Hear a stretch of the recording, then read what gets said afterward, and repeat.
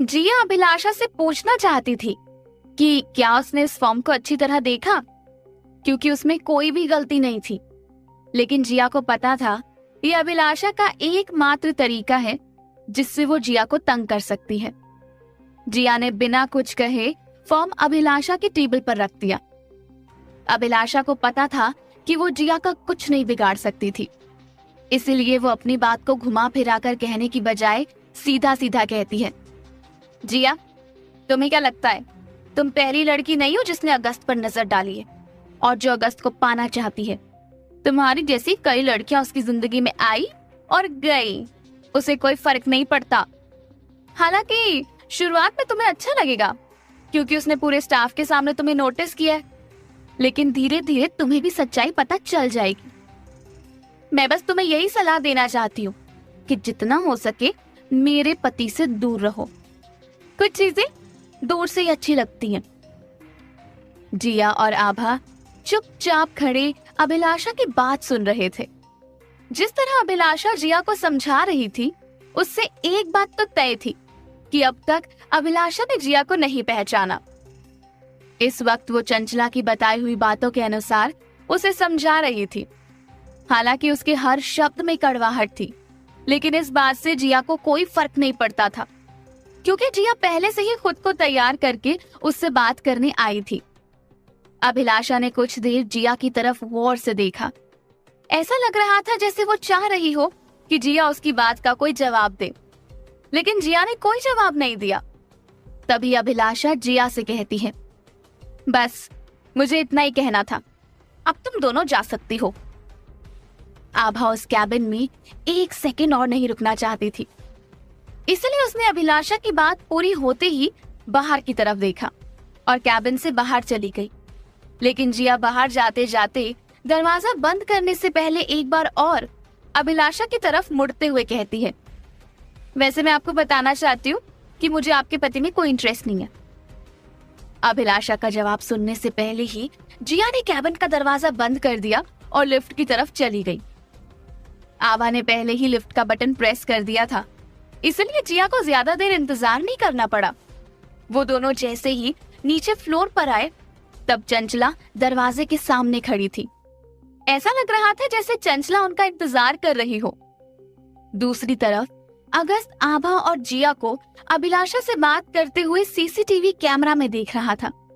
हालांकि उस वक्त ऑडियो ऑफ था, इसलिए उसने आईटी डिपार्टमेंट से अभिलाषा के कैबिन का ऑडियो मंगवाया और ऑडियो ऑन होने पर उन तीनों की बातों को उसने गौर से सुना। दूसरी तरफ चंचला को इस तरह से हैरानी से दरवाजे पर खड़ा देखकर आभा कहती है, चंचला हमारे इंतजार में दरवाजे पर खड़ी है। वो हमारे चेहरे पर टेंशन और परेशानी देखना चाहती है, इसलिए अब हमें खुश रहने की एक्टिंग करनी होगी और हंसते हुए अंदर जाना होगा। जिया आभा की बात मानते हुए मुस्कुराकर आभा से कहती है, अभिलाषा से मिलकर मजा आ गया। इतना सपोर्टिव इंसान मैंने आज तक अपनी जिंदगी में नहीं देखा। जब अभिलाषा ने हम दोनों को ऊपर बुलाया था, तब मुझे ऐसा लग रहा था कि वो हमें डांटने वाली है, लेकिन जिस तरह से उसने हमें आदर से बैठने के लिए कहा, मेरे लिए वो बहुत हैरानी भरा था। अगर ऑफिस में ऐसी मैनेजर हो तो क्या परेशानी है, फिर आराम से काम किया जा सकता है। जिया की तरह आभा भी एक्टिंग करते हुए कहती है, तुम एकदम सही कह रही हो जिया। मैंने उसे पहले गलत समझा और उससे झगड़ा किया, लेकिन उसने एक बात को पलक झपकते ही भुला दिया और मुझसे माफी भी मांग ली। अभिलाषा जैसी मैनेजर पाकर सचमुच मुझे इतनी खुशी हो रही है कि मैं बता नहीं सकती हूँ। आभा और जिया दोनों जानबूझकर ऊंची आवाज में बात कर रहे थे ताकि चंचला उनकी बातें सुन पाए, और वो उनके चेहरे की खुशी को देखकर मन ही मन परेशान हो रही थी। चंचला ने सोचा कि जैसे ही वो दोनों मुंह लटकाकर नीचे आएंगे, वो उनके मुरझाए हुए चेहरे का फोटो खींचकर पूरे स्टाफ को दिखाएगी। लेकिन उसकी पूरी प्लानिंग पर पानी फिर गया और ऐसा कुछ भी नहीं हुआ। जिया और आभा जैसे ही लिफ्ट से निकले, वो पहले से ही मुस्कुरा रहे थे। तभी कबीर चंचला को दरवाजे पर खड़ा देखकर उसके पास आकर कहता है, क्या हुआ चंचला, लगता है आज तुम्हारा काम में मन नहीं लग रहा है। लंच टाइम में तुम लिफ्ट के अंदर थी, अब दरवाजे पर खड़ी हो। दूसरों की जिंदगियों में झांकने से अच्छा अपने काम पर ध्यान दो। जिया ने कबीर को चंचला से बातें करते हुए सुन लिया था, इसलिए वो सोच रहे थे कि कबीर बाकी लोगों जैसा नहीं है, तो उसे कबीर के साथ अच्छा व्यवहार करना चाहिए। हालांकि ऑफिस ज्वाइनिंग के दूसरे दिन ही जिया ने कबीर को बहुत सारी बातें सुना दी थी, इसलिए उसे खुद के किए पर पछतावा हो रहा था। चंचला मुंह फुलाकर अपने डेस्क पर वापस आ गई। आज जिया की ट्रेनिंग का आखिरी दिन था। 3 दिन की ट्रेनिंग आज खत्म होने वाली थी। उसके बाद उन्हें 15 दिन की कंप्यूटर ट्रेनिंग के लिए 2nd फ्लोर पर शिफ्ट कर दिया जाएगा। लेकिन आज का दिन चंचला को जिया के साथ बिताना था। जिया कहीं न कहीं चंचला के साथ डील करना सीख चुकी थी। साथ ही आभा का डेस्क चंचला के डेस्क से एकदम पास में ही था, इसलिए चंचला चाह कर भी जिया को ज्यादा परेशान नहीं कर सकती थी। अभिलाषा अपने कैबिन में बैठे सभी कर्मचारियों के फॉर्म्स देख रही थी, साथ ही उन्हें साइन भी कर रही थी। लेकिन कहीं न कहीं उसे जिया का कॉन्फिडेंस अभी भी परेशान कर रहा था। आज अभिलाषा का ऑफिस में पहला दिन था और जिया ने उससे 2 बार बात की थी। हालांकि जिया ने कोई बदतमीजी नहीं की, लेकिन अभिलाषा उसके कॉन्फिडेंस की वजह जानना चाहती थी। दूसरी तरफ अगस्त ने अभिलाषा और जिया की कॉन्वर्सेशन को कई बार रिपीट करके देखा और सुना था।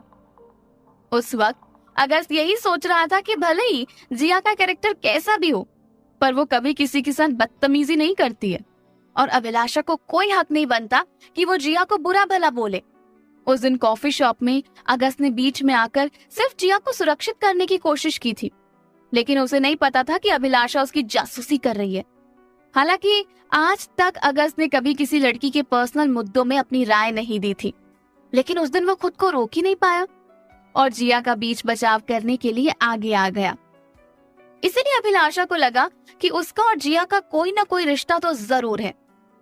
वैसे तो अगस्त और अभिलाषा की लव मैरिज हुई थी। उस वक्त अभिलाषा ने अगस्त की अट्रैक्टिव पर्सनालिटी और साथ ही साथ बैंक बैलेंस देखकर उसकी शर्तों में शादी करने के लिए हाँ कह दी थी। शादी के बाद वो उस पर शक करने लगी।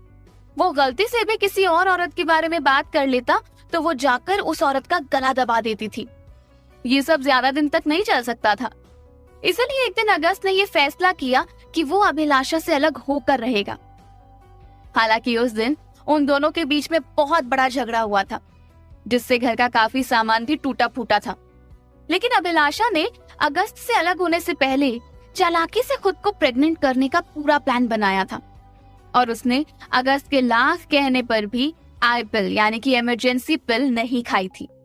जब उन दोनों के बीच में झगड़ा हुआ था तब अभिलाषा ने झूठ कहा था कि वो आई पिल खा चुकी है और 2 महीने बाद प्रेगनेंसी रिपोर्ट सामने आ गई। अभिलाषा अगस्त को छोड़ सकती थी, लेकिन उसे उसकी प्रॉपर्टी में हिस्सा चाहिए था और वो सब उसे तभी मिल सकता था जब वो अगस्त के बच्चे की माँ बन जाए।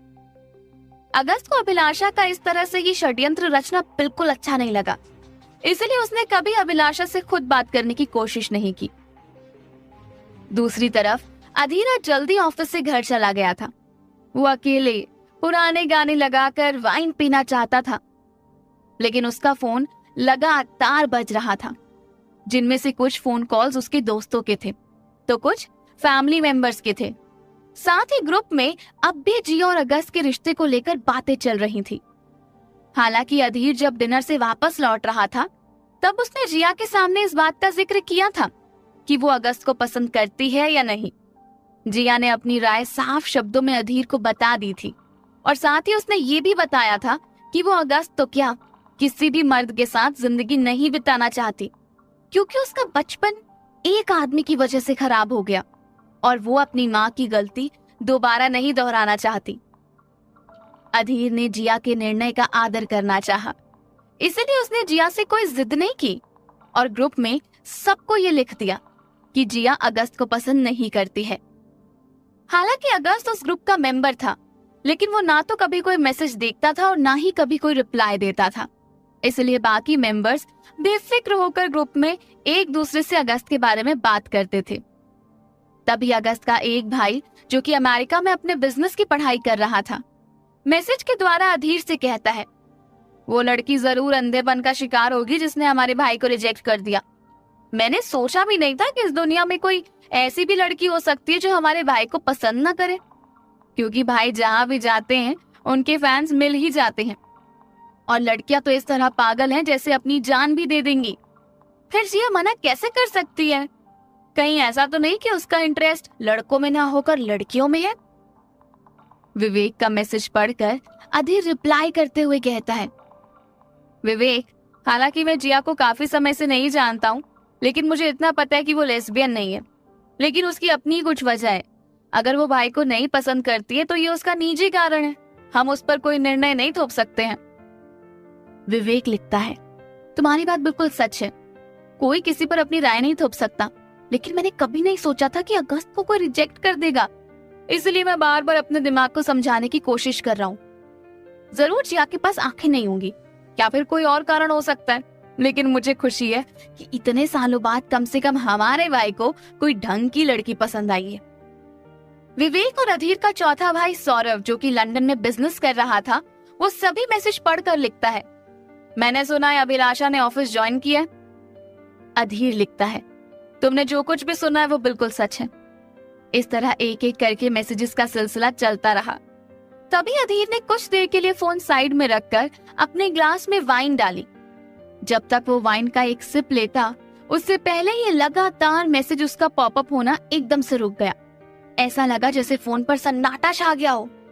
तभी अधीर ये सोचते हुए फोन उठाता है कि अचानक सब लोग शांत कैसे हो गए। ग्रुप खोलते ही उसकी आंखें फटी की फटी रह जाती हैं। पहली बार अगस्त ने ग्रुप में मैसेज किया था और वो मैसेज अधीर के लिए था। मैसेज पढ़ते ही अधीर ने अपनी ग्लास टेबल पर रखी और झटके से उठकर तैयार हुआ और फिर ऑफिस के लिए निकल गया। अचानक अधीर के दिमाग में वो सारी बातें घूमने लगी जो उसने ग्रुप में की थी। तभी विवेक और सौरभ ने भी उसे पर्सनल चैट पर मैसेज करते हुए पूछा, अब वो क्या करेगा? हालांकि अधीर हिम्मत दिखाते हुए अपने दोनों भाइयों से कहता है, तुम्हें चिंता करने की कोई जरूरत नहीं है।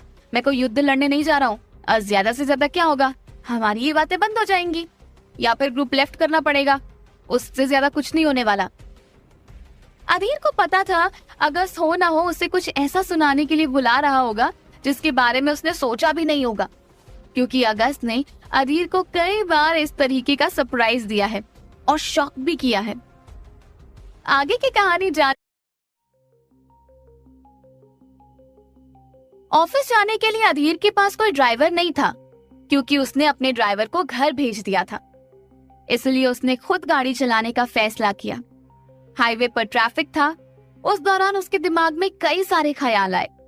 हालांकि उसने अपने भाइयों के सामने कहा था कि ये कोई बड़ी बात नहीं है, लेकिन यहाँ उसके दिमाग में कई सवाल घूम रहे थे। वो खुद भी अगस्त के सामने जाने से डर रहा था। शाम के 6 बज चुके थे। ऑफिस का सारा स्टाफ एक एक करके घर जाने लगा था। जिया भी अपना सामान समेटते हुए आभा के टेबल के पास आती है और उससे कहती है, चलो अब अपनी पैकिंग कर लो, घर जाकर आज बहुत सारी बातें करनी है। आभा उसे देखती है और कहती है, हाँ बातें तो करनी है, लेकिन तुम्हें ऑफिस के नियम पता होने चाहिए। 6 बजे से पहले पैकिंग करना अलाउड नहीं है। आज तो तुम्हारी ट्रेनिंग का लास्ट दिन है, इसलिए तुम्हें कुछ नहीं कहा जाएगा। कल से इस बात का ध्यान रखना। अपने दोस्त से रूल की बातें सुनकर जिया को अजीब लगता है, लेकिन अचानक उसे याद आता है कि आभा उसकी दोस्त होने के साथ साथ फ्लोर मैनेजर भी है। अगर फ्लोर पर किसी ने कोई भी गलती की तो बात उस पर आएगी या जवाब उसको देना पड़ेगा। इसलिए वो चुपचाप जाकर अपने डेस्क पर बैठ गई। आभा आधे घंटे बाद अपना सामान समेटकर जिया के पास आकर कहती है, देखो जिया, मेरी बातों का बुरा मत मानना, कल से ऐसा होता ही रहेगा। जिया मुस्कुराते हुए आभा की तरफ देखती है। जैसे ही आभा और जिया ऑफिस से निकल रहे थे, तभी अधीर शॉर्ट्स और टी शर्ट पहनकर अपनी कार से उतरता है। अधीर की नजर जिया पर पड़ती है और वो चिल्लाते हुए जिया से कहता है, बाय सिस्टर। जिया को बाय करते हुए अधीर की नजर आभा पर भी पड़ती है और आभा भी अधीर को देखकर मुस्कुराती है। जिया उन दोनों के बीच का कनेक्शन देखकर आभा को छेड़ते हुए चलने के लिए कहती है। तभी अधीर ऑफिस के अंदर चला जाता है और आभा जिया के साथ रेजिडेंशियल एरिया के लिए निकल जाती है। अधीर अंदर जाते हुए आभा को देख रहा था। ऐसा लग रहा था जैसे उसे एक नजर में ही आभा पसंद आ गई। लिफ्ट की आवाज सुनकर अधीर अपने ख्वाबों से बाहर आता है और लिफ्ट के अंदर चला जाता है। पलक झपकते ही वो 13th फ्लोर पर पहुंच गया था। अगस्त उसका इंतजार कर रहा था। जैसे जैसे अधीर अगस्त की तरफ बढ़ता है, वैसे वैसे उसकी दिल की धड़कन तेज होती है। तभी अगस्त अधीर से कहता है, आओ बैठो, बैठ के बात करते हैं। अगस्त का इस तरह से आदर देना अधीर के लिए आश्चर्यजनक था, क्योंकि आज तक कभी भी अगस्त ने अपना गुस्सा जताने से पहले उसे आदर नहीं दिया था। अधीर के मन में कई सारे सवाल घूम रहे थे। वो सोच रहा था कि कहीं ऐसा तो नहीं कि बकरी को हलाल करने से पहले उसे खिलाया पिलाया जा रहा हो। अधीर ये सब सोच ही रहा था कि तभी अगस्त वाइन की ग्लास अधीर के सामने रखते हुए उसमें वाइन डालने लगता है। अधीर के सामने एक के बाद एक चौंकाने वाली चीजें हो रही थी और वो चुपचाप बैठा देख रहा था। तभी अगस्त अपनी भारी आवाज में धीरे से कहता है, अधीर, मैंने आज तक तुम्हें कोई पर्सनल काम करने के लिए नहीं कहा, लेकिन कल तुम्हें मेरा साथ देना पड़ेगा। अगस्त की बात खत्म होते ही अधीर को शांति महसूस होती है और उसने लंबी सांस लेते हुए वाइन का ग्लास उठाकर पहला घूंट पी लिया। दूसरी तरफ जिया और आभा रूम पर पहुंच चुके थे। भले आज ऑफिस में बहुत कुछ हुआ था, लेकिन वो दोनों इतना थक गए थे कि उन्होंने एक दूसरे से बात करने से ज्यादा सोना जरूरी समझा और खाना खाकर दोनों सो गए। हर रोज की तरह सुबह उठकर आभा जैसे ही किचन में गई, तभी जिया उठते हुए आभा से कहती है, आज तुम थोड़ी देर और लेट जाओ, खाना मैं बनाऊंगी। आभा के लाख मना करने पर भी जिया नहीं मानी और उसने खाना बनाना शुरू किया। सब्जी बनाते ही उसे 2 घंटे हो गए थे। अब आभा और जिया दोनों ही ऑफिस के लिए लेट हो रहे थे। तभी आभा जिया से कहती है, जिया, अगर तुम पूरा नाश्ता और खाना खुद बनाओगी ना, तो हम कल ऑफिस जाएंगे। 8 बज चुके हैं, हम दोनों लेट हो रहे हैं। एक काम करो, तुम फटाफट ऑफिस के लिए तैयार हो जाओ और ऑफिस चली जाओ। मैं लंच लेकर आऊंगी। आज ट्रेनिंग के बाद तुम्हारा पहला दिन है, इसलिए तुम्हारा समय पर ऑफिस पहुंचना बहुत जरूरी है।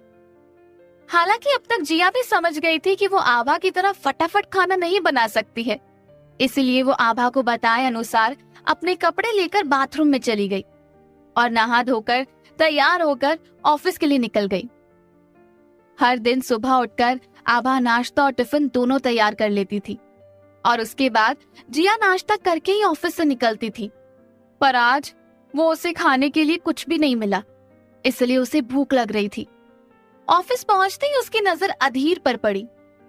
वो अब भी उन्हीं कपड़ों में ऑफिस में घूम रहा था जो उसने कल रात को पहने थे। अधीर ग्राउंड फ्लोर में अपने फूड पैकेट का इंतजार कर रहा था।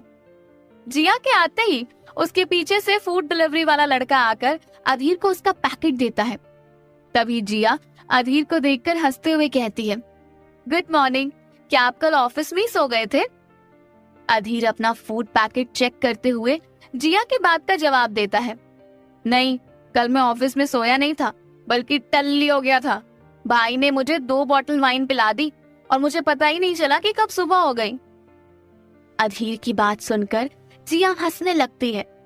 तभी अधीर फूड पैकेट से एक वेज रोल निकालकर जिया की तरफ बढ़ाता है।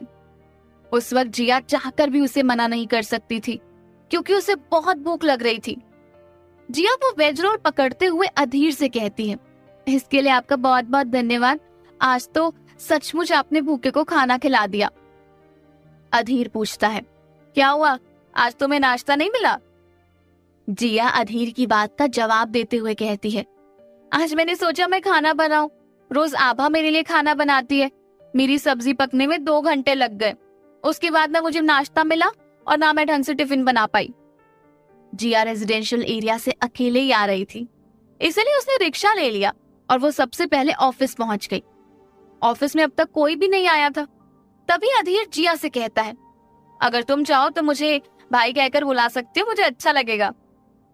अधीर के मुंह से ये शब्द सुनकर जिया खाते खाते रुक गई, क्योंकि जिया का कोई सगा भाई बहन नहीं था। उसने बचपन से ही भाई बहन वाली कंपनी मिस की थी। इससे पहले कि जिया की आंखों से आंसू टपकते, अधीर झटके से कहता है, अरे इतना इमोशनल होने की कोई जरूरत नहीं है, अगर तुम्हें नहीं कहना है तो मत कहो। जिया खुद के एहसास पर काबू रखते हुए अधीर से कहती है, नहीं ऐसी कोई बात नहीं है, दरअसल मैं सिंगल चाइल्ड हूँ, इसलिए मैंने कभी भाई बहन वाला प्यार महसूस ही नहीं किया। अधीर कहता है, कोई बात नहीं, मैं तुम्हारा पूरा ध्यान रखूंगा। जिया मुस्कुराते हुए अधीर की तरफ देखती है। जिया को डॉक्यूमेंट वेरिफिकेशन के लिए एचआर ने उसके ऑफिस में बुलाया था।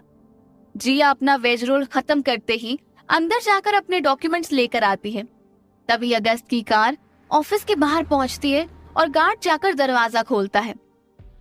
अधीर पहले से ही लिफ्ट का इंतजार कर रहा था और उसे गार्ड के द्वारा पता चलता है कि एग्जीक्यूटिव लिफ्ट खराब है, इसलिए उसने नॉर्मल लिफ्ट का बटन प्रेस किया। जिया भी तब तक वहां पहुंच चुकी थी। जैसे ही लिफ्ट का दरवाजा खुला, अधीर लिफ्ट के अंदर चला गया और जिया के कदम रखने से पहले ही गार्ड ने उसे हटने के लिए कहा और अगस्त लिफ्ट के अंदर आ गया। जिया अगस्त को स्टाफ वाली लिफ्ट में देखकर हैरान थी। तभी अधीर जिया से कहता है, तुम्हें वेट करने की जरूरत नहीं है, तुम हमारे साथ आ सकती हो।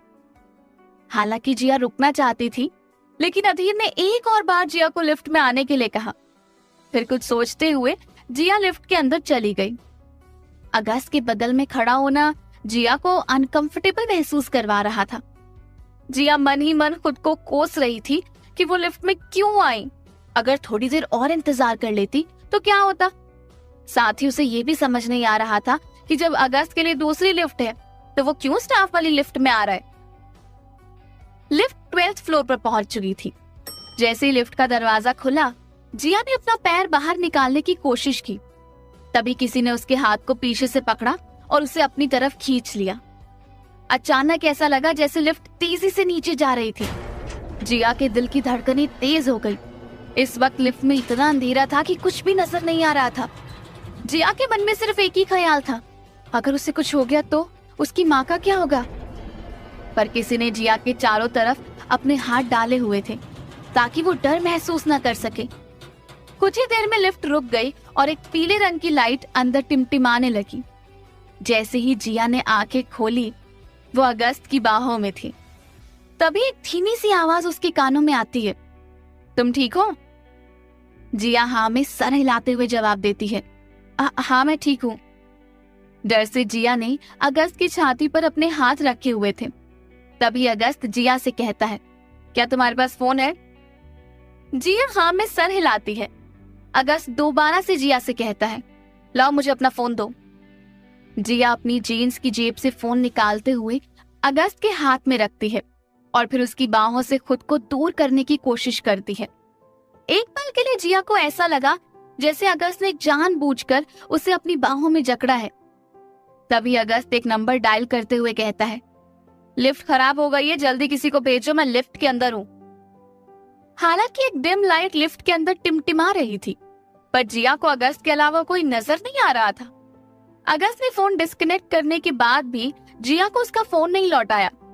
तभी एक और बार अगस्त फोन पर नंबर डायल करता है और अगस्त के जेब में रखे हुए फोन की घंटी बजती है।